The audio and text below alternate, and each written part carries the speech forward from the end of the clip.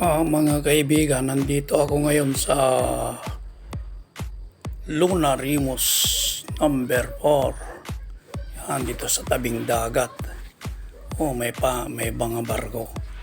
Noong wala pang barko dyan, wala pang pantalan dyan.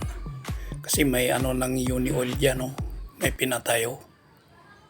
Nung wala pa yan, dito kami lagi nagdadaklis, naglalambat, namimingwit, yan. At saka yung mga bato na itim, pinupulot namin. Yan o, ang ganda yung niya, sunset. Pinupulot namin ng mga bato rito. May ini-export, itim na bato. May mga size yun. May maliliit hanggang sa malaki. Ang pangalan nun, tubiyo, kudo-kudo. Yun ang mga pangalan niya. Saka B1.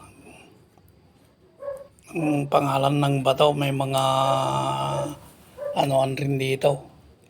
Mga warehouse na naglilinis para i-export yung bato na itim. Kasi batuhan yung gilid niyan. Pero ngayon, umasinso na rin ng tao. Kukunti na lang ang namumulot. Katulad ngayon, may mga barko na dyan. Kasi may tangger, may ginawang ng gasolina dyan. Yan o, ang ganda yung sunset. Bye-bye.